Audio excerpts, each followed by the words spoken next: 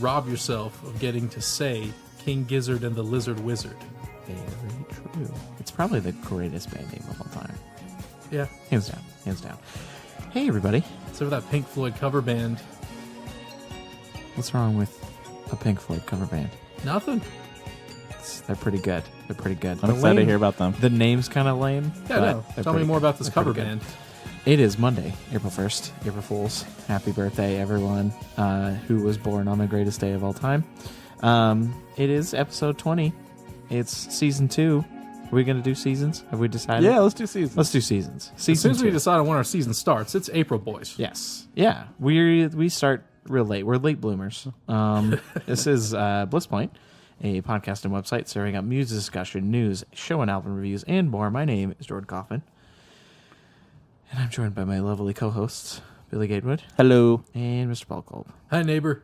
Hey, feels good to be back. Feels nice. Feels nice to do normal things again, you know?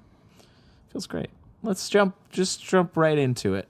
Let's get into the nitty-gritty, the dirty nerdy, the shows that we've been to. All right. Just announce everything like Morty from now right on. Back into the swing of things. Yeah. It's like we haven't missed 5 months. Yeah, so we've been gone. We have not left everyone totally, but took a little break, did some March Madness, and now we're back to the swing of things. Let's jump right into shows. Make it quick. I saw Casey Musgraves at the Anthem, and she's incredible. Really? She's incredible. She sounds... this is not going to be a compliment for you because you hate the album. So she sounds exactly like the album. Like I was more impressed that she sounded as close as she did to the album that she did.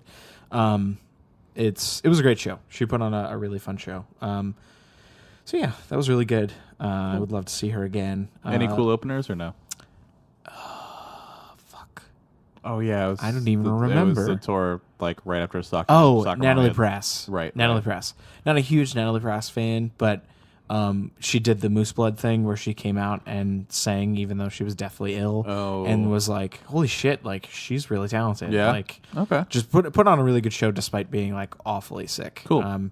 And actually made me realize that her music's pretty cool. And Casey Musgraves is coming to Wolf Trap in the summer, right? Yep. Are you She's going to coming go? back? Of course I am. Oh my god. Already bought tickets. Okay. I didn't know So- they had contemporary acts. Yeah. Wolf Trap? Yeah. Mm-hmm. Yeah, they have a lot of good good people. I'm being dead serious right now. Every time I open up that pamphlet, it's Dude. like some great stuff. It's all but Manchester It's there actually last year, right? Yeah, Manchester came last year. What? It's actually one of my favorite annual things to do is to open up the pamphlet and see what's going to Wolf Trap. Yeah. Because there's like usually a handful of shows that I actually want to see. That Nas show should be really good. There's a They're Nas doing show? yeah, Nas is playing and he's doing Illmatic, Really? but with the NSO. oh, there shit. you go. Yeah. I did Northern not see Virginia, that. That Wolf should be Trap, sweet. still a Damn. gem. Okay. All right. Sweet. Good on you, Wolf Trap. Next up, we have Pine Grove at Black Hat. How'd you feel about this, Billy? I thought it was super good. You really liked it? Yeah, I Okay. did. I think I overhyped myself. Like it was still a good show, and I just loved them so much That's for so fair. long that I went into it like expecting the greatest show of all time, and they were still really, really good. I think I was just like riding way too high, and it's my own fucking fault. But I thought the set list was really good. They played a good mix. Yeah. I know you were happy with it because they played a lot of new stuff. Yeah. I wanted to hear more old stuff, but Fair. It was good. I like the unreleased songs they played too. Yes. I thought they played 2 back to back and they were both really good. Yeah, I'm stoked to. They re-released last year's album as an acoustics album. Like they redid everything, just him on acoustic. Oh. I haven't had a chance to listen to it yet, but A popular choice. yeah, right. That's cheating. Covering himself with an acoustic guitar, but yeah, they're very good. I will definitely go see them again. Fleetwood Mac at Capital One Arena. I saw them with my wife and her dad. And half the fun of the show was like just looking at my wife's dad and like just seeing like how ecstatic he was, because I never knew this. He had never seen them before, and I'm 99% sure they're like his favorite band. Yeah. and they sounded really, really good. Like, it took them a little bit to settle in. Like, they were a little shaky, but the set list was great. Played everything you wanted them to play. I think the only part was there was a very, very, very long drum solo in the middle of it, and Mick Fleetwood is very fucking weird. I'll just leave it at that because I know you're going to see them this weekend. So, yeah, they're very good. And if this actually is their last tour, I'm very happy that I got to finally see them. Awesome. I'm excited. Jose Gonzalez and String Theory, forgot to put that on here, at the Lincoln Theater. So Jose Gonzalez has been working with this composer from Europe somewhere, who is the conductor for a really cool left field kind of, not string quartet, but orchestra. And they just have they have brass, woodwinds, lots of strings, really cool, like weird percussion section. They have a guitarist. And they recreated a lot of Jose Gonzalez's famous songs. And Jose is up front playing he brings out like 4 classical guitars because all he does is play classical guitar. And he sings and plays and they play behind him. And it's not just like them doing, beautiful string arrangements behind each song. It's like the orchestra was part of his music. And they did really cool arrangements of all the different songs. And I was a little worried at first because like they came out on stage and they had these like everybody had like plastic bags and like Jose wasn't playing anything and they were just kind of like rustling the paper bags like next to their microphones, and it went on for like probably 5-10 minutes. Oh my god! Without anybody doing anything. Yay, modern orchestra music! Yeah, right? Everybody loves it. Love that shit. So I was real worried because I took my wife Sarah and her whole family because they love his music, and I was like, "Fuck! Like, what did I get myself into? Like, they're gonna hate this shit." But it was just a weird intro, and the rest of the show was incredible. That seems like cool. the perfect venue for that. Was Absolutely, it as good as I'm imagining? The sound was incredible, and just a stellar show. Really short too. It started at 7, and we were out of there by 9:30. Wow. So sorry, doors were at 7. But it was great. Really, really cool. I would go see him in a heartbeat. I saw Brit Floyd at Warner Theater last week. Very jealous. They were, I think, I thought they were going to play The Wall like all the way through, and they started playing Wall stuff because it's like the 40th anniversary of The Wall. Right. But they ended up playing a mix of things, which I was happy. They played all the hits per usual. I think they played every song that I could think of except for like maybe Money, which I was a little disappointed. Play Money. I was hoping they'd play Money because it would have been really fucking awesome, but they played everything else you would want to hear, and some like weirder tracks that I wouldn't have expected. And it's really good, solid Pink Floyd cover band. Nice. Yay, cover bands. Yeah, they are. They're one of the best. I mean, it shows based on the production quality and like the band even sounds like them. Like one of the dudes, I can't tell.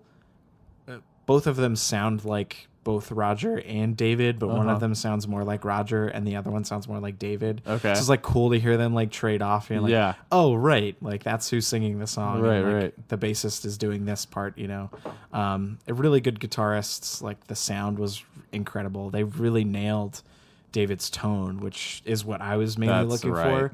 And the fucking, when they played, Shine On You Crazy Diamond, like that beginning solo, fucking, that's what I was looking for, and it was perfect. Nice. How was the crowd? Were people old.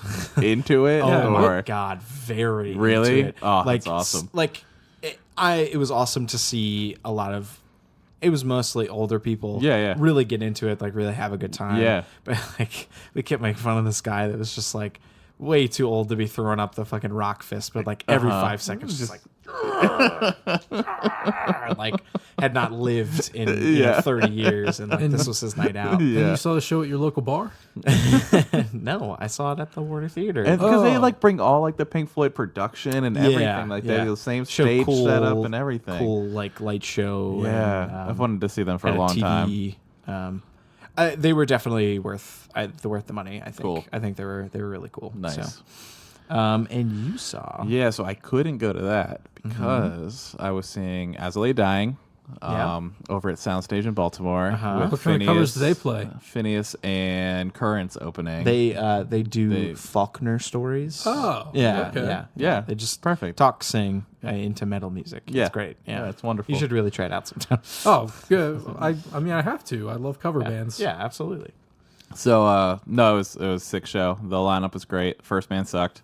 But then Currents, I've been wanting to see them for a while. They were awesome.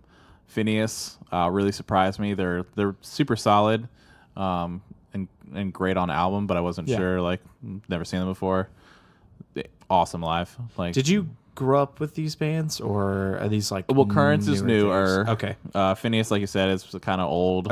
Ish. I wasn't into them, years ago when they first started, but recently had gotten into them. And then As They Dying, I mean, they just put on a show where you knew that they were happy to be back and like had resolved a lot of tension between themselves, and you could tell that they were having a good time. Yeah, they're very clearly not doing it for the comeback story. Yeah, they're having fun. Yeah, exactly. And I mean, they played everything you could have wanted to hear. Super cool, like light setup for Soundstage. Was a pretty small venue. They had like a pretty cool light setup. They had freaking Cairo, like fog, like everything. Okay, it was super cool. All right, that's good. How long did they play for? And they played for a little over an hour. Okay, so that's perfect. Yeah. It was like maybe an hour and then 3 encore songs. It's about all my head can take. What? Oh, dude, it was so good. The kid next to me had like super long hair and just like headbanging, like whipping my arm, and I was like, I don't care, it's fine. This is great. Yeah, if it takes a lot for me to find a show that I'm like into that for, but if I don't know, if it's just a good vibe, like everybody's enjoying it, like it's fucking rad. It was super cool. Very cool. So let's jump into shout outs. I'll make these super quick because I put only mine on here. But a band called Karkara, they just released an EP called Better. Cool post-hardcore band. Little more emo-ish and kind of cleaner on this record, which I wasn't expecting.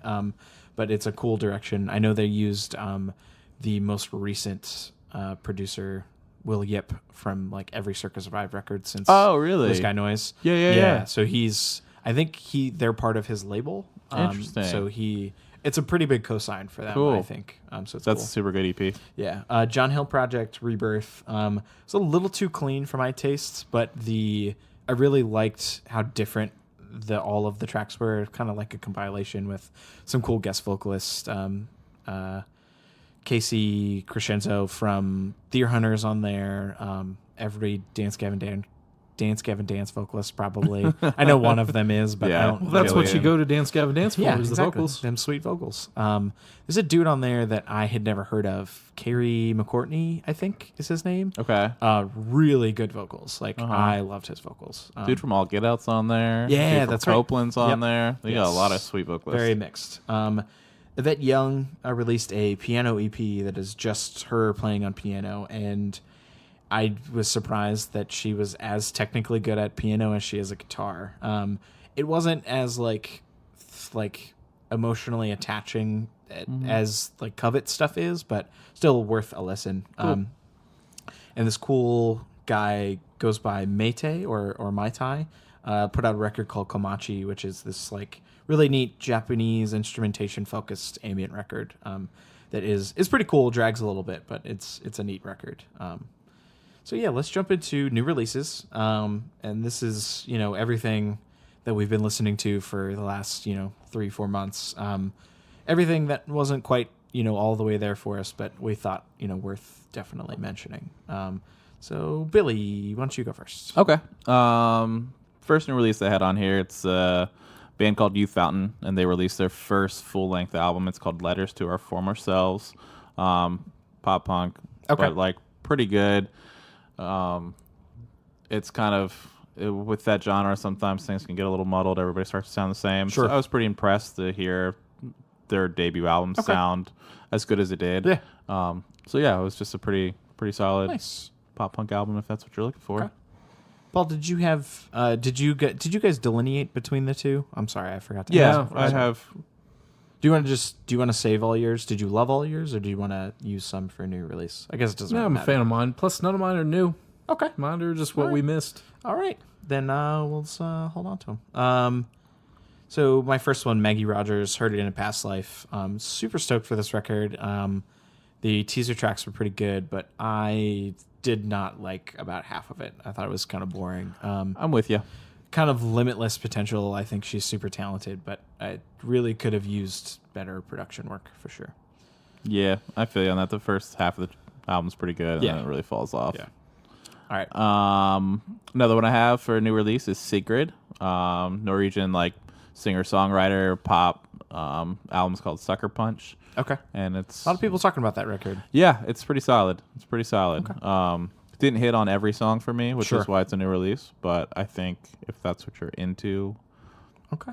Yeah, I see her headlining an All Things Go. Oh yeah, for show sure. coming up. Yeah.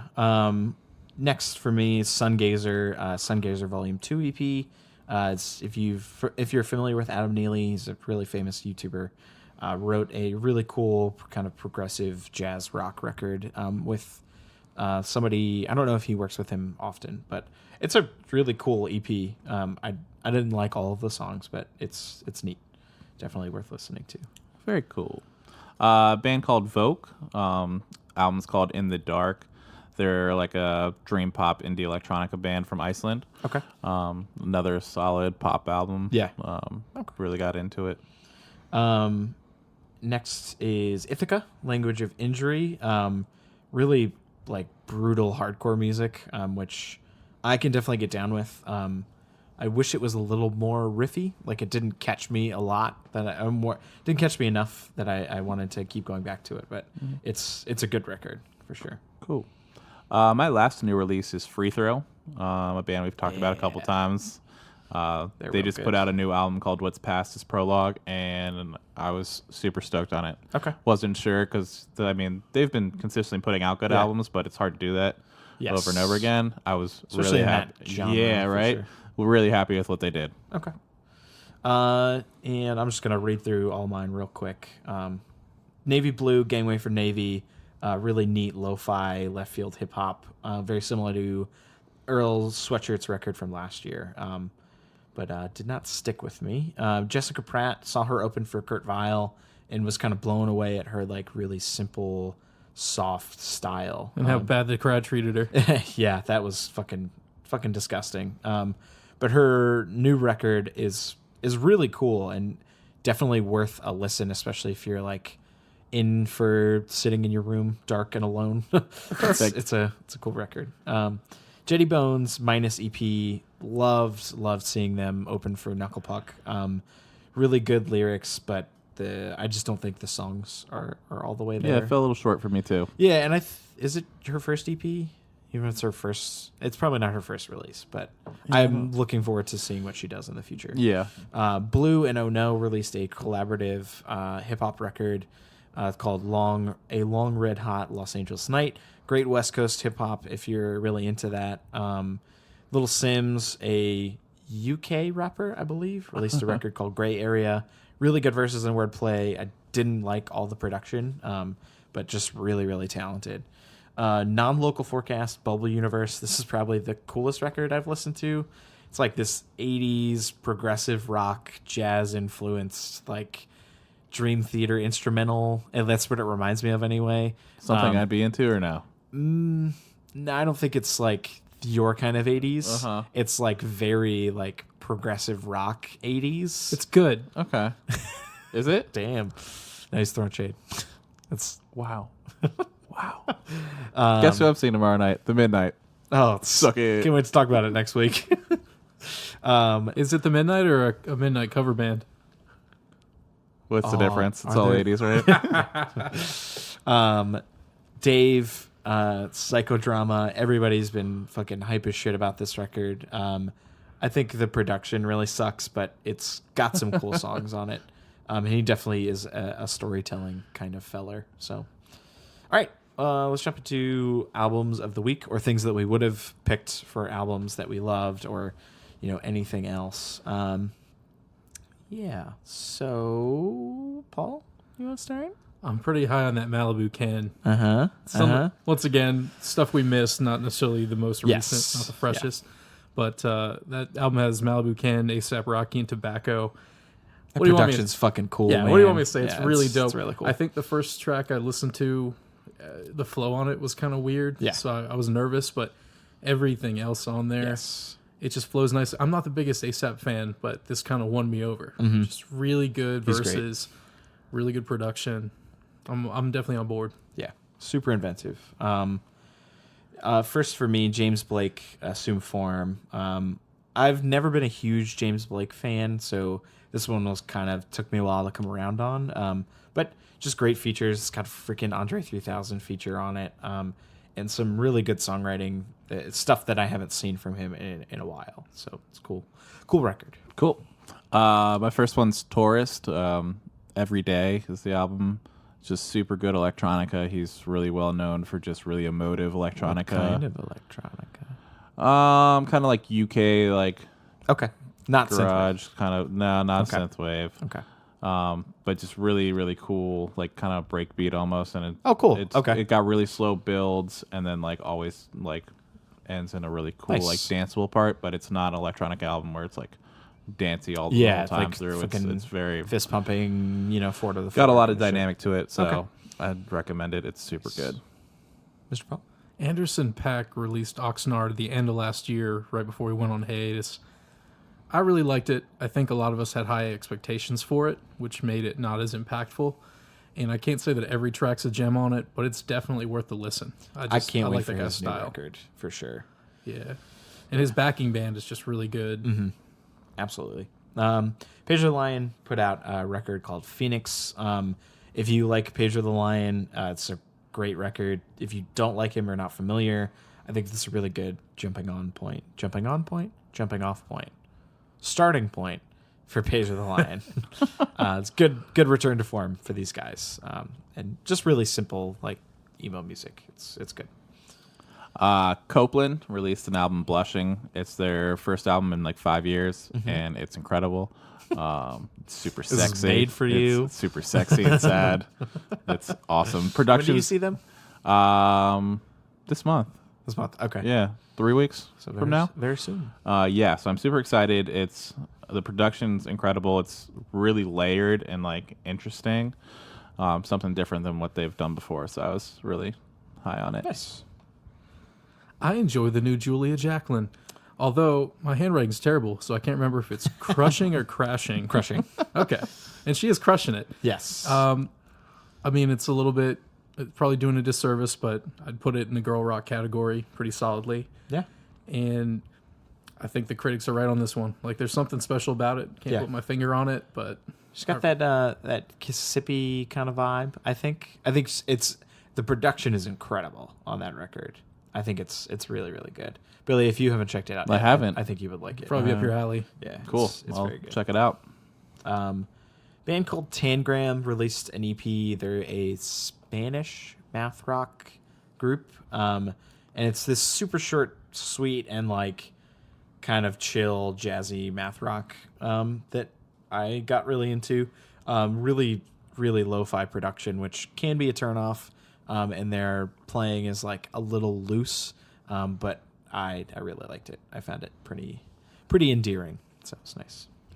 I'm gonna take one that I know is also on Jordan's list. American Football put out LP3, and it's so good. So good. It's so good. I really wanted to like their last record and just could not get into it. Yeah. But this one grabbed me from the get-go. Yeah. It's really, really good. It's super good. That Haley Williams feature is awesome. Surprising. It's nice and shoegazy. Okay. Maybe I'm thinking of the wrong group. I thought, do they have a mathy sound at all? Yeah. Okay. So their first record came out in early 2000s. And it was seminal math emo record. Okay. Because you talked about Yvette Young earlier, and I think she always cites them as an influence. Oh, yes. Yep. Yeah. Makes absolutely. sense. At least in guitar tunings. Yep. Yeah, they're fucking awesome. Nice. So, Stella Donnelly Not sure if you guys are familiar. She came out with an album called Beware of the Dogs. Really interesting pop songwriter. We always talk about songwriters as, this very honest songwriting. But I mean it literally. The phrasing she uses and the word choice, it is like the way you would speak to a very close friend. Yes. It's very powerful imagery, but just a very unique style. Yeah, she's super cool. And another one of those like limitless potential. Like I can't wait to see where she goes next. Graham Costello released an album called Obelisk. I believe he's a conductor or some sort of composer.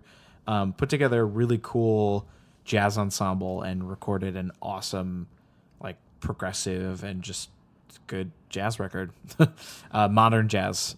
So yeah, it's a little out there and a little weird, but I think it's totally worth a listen.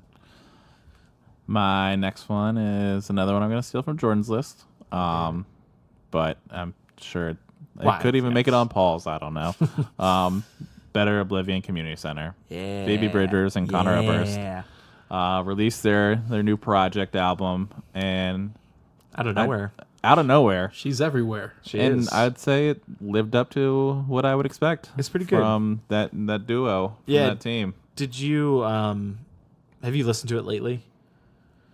Yes. Okay. No, I was just curious if like if it had worn off or because I know like as I was listening to it, I was starting to fade a little bit on the second half. But yes, that first half was just so strong. Yes. Yeah. I mean, I think going into it, the second half was a little weaker, but I think I've even grown on it more since the first time I've listened to it. Yeah, I'm stoked to see them live. I think that'll cement that record for me. Yeah, that's Wednesday night. Oh man, we got a busy week. Yeah, buddy. Busy week. Uh-huh. My favorite thing to come out this year so far is Duran Jones and the Indications. I think they've had 3 albums prior. Was not familiar with this, and the thing is, they have that classic '70s soul sound on lock. It's very authentic. I can't get enough of it.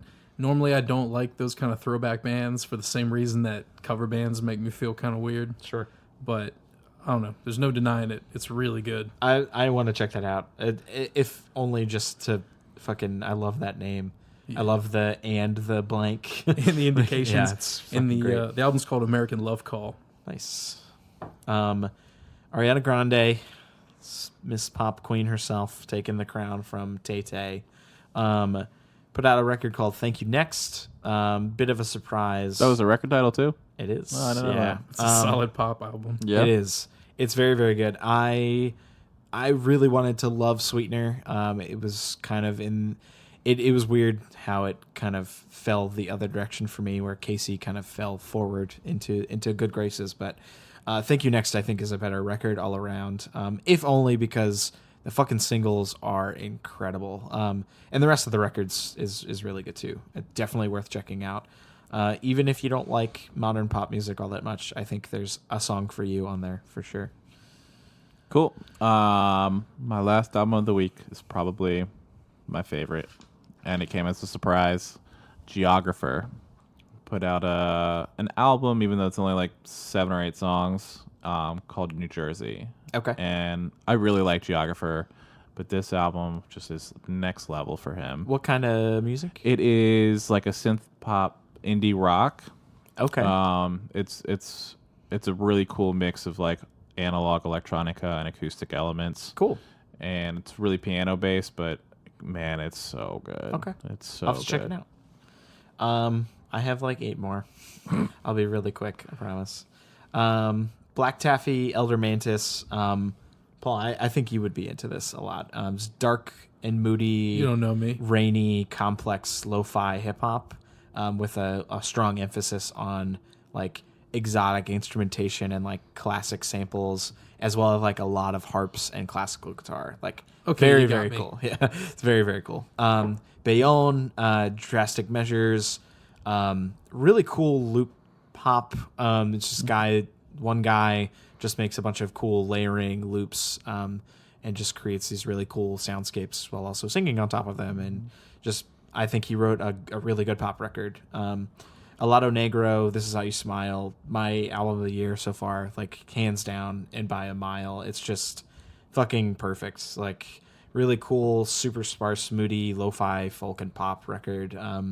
Sings a lot in Spanish, and it usually is not the Spanish language is a turnoff, but like listening to songs in Spanish, I don't feel an immediate connection to them. But this record just is so different. I don't know why, that I wanted to look up everything and kind of sing along with it. Foles put out a new record, Everything Not Saved Will Be Lost Part 1. I think it's really, really good stuff. It's arena rock. It's made for the radio, but if you're into stuff like that is not going to really challenge you at all, I think it's really good. It's moody. It's still catchy, and I think it's just good comfort food. Phoenix Glendenning, he composed the Eastshade official soundtrack. It's this really neat painting video game, but the orchestra work for the record is incredible. Just really cool ambient stuff and passages, and it's just really neat. Band called Chai released an album called Punk. It's J-pop punk. It's very weird and very Japanese, but I fucking love it. Danger Mouse and Karen O put out a collaborative record called Lux Prima. Yes. It's a little long-winded, but the production is incredible, and Karen O was not expecting this from her at all, but I think she has great performances all over this thing. Anatole or Anatole, Emulsion. It's a really neat ethereal and like ambient electronic record. Reminds you a bit of Bonobo, but he uses more synthetic instrumentation rather than like weird organic instrumentation. Flume released a mixtape kind of called Hi, This Is Flume. It is hype as fuck. It is loud. It is grimy. It's great. I'll have to check that out. Really, really good record. Really cool features all over it too. Ingerbird, my friend has worked yet. We talked about his single Bloodless last year that I loved. And the record is quite literally, I think, his best yet. He's never put out a bad one. He has not. And I think this songwriting just got even better on here. And the production is outstanding. Like, I've always loved his kind of lo-fi-ish production, but there's way more into this record that I think he hasn't done before. A lot of Dispute Panorama. Billie, you and I talked about this briefly before we recorded. I really like it. It's probably not my favorite of their records. It's not as immediate or kind of accessible because it relies a lot on lyrics and imagery, which I'm not a huge proponent for all the time, but I don't know what it is with the lead singer's vocals on here, but I fucking love it. And that's fair. I mean, like I can get behind the talk singing vocals, but the instrumentation on this album just didn't particularly grab me. It was kind of boring, and it's very background a lot of the time, and there's not a lot of... Do you like a lot of their heavier stuff? Yeah. Okay. Yeah, there's not a lot of heavier tracks on here. It's a lot of all. softer stuff. There's even like a weird jazzy track towards the end. So it's not going to be for everybody, but I really liked it. And yeah, that's fucking it. We did it. We did our first catch-up episode underneath the belt. It's fucking great. 3 months worth of stuff is probably our shortest episode. Exactly. I don't even know how long it is. It's fucking great. It feels real short though. But that's good. Yeah, it was like great. Short around here. If you're curious about the singles and albums, we didn't talk about singles, but I will put them in a playlist because there were a lot of singles that we missed that are very good. And we'll try to put up a playlist of some of our favorite songs from all of these records. A lot of good music came out in the last few months. But we'll put up a playlist on the site containing everything, all the best tracks, yada, yada, yada. You know the deal. Check out us on all the places, like subscribe, etc., etc. Smash thumbs up, you know the deal. And visit bliss.house, that's bliss.haus, for all of our content. Check out our album of the year stuff. I thought it was really good. That was a lot of fun. I had a lot of fun with it. And really picked a surprise winner, I think. I did not expect him to win at the beginning. So, yeah, it's great. Anybody else got anything? I've already forgotten who won. I'm going to have to check it out. See? Yeah, you're going to have to listen to it. One last thing. Uh-oh. Rest in peace, Nipsey Hussle. It's pretty sad. You should check him out. He's real great. Really cool story. Really interesting rapper, but he sadly was shot yesterday. So yeah. You didn't say shit about Tom Petty. No, I didn't. He didn't die while we were recording. Yeah, but in the time since we recorded. Should I read off a list of all the famous musicians that have been killed or died? Sure. Okay. I'll wait. You need to Okay, keep let that me Grammy pull 'em music up for real the play the Yeah, sad. play them off. Play them Yeah. off. All right. Thanks, everybody. Bye.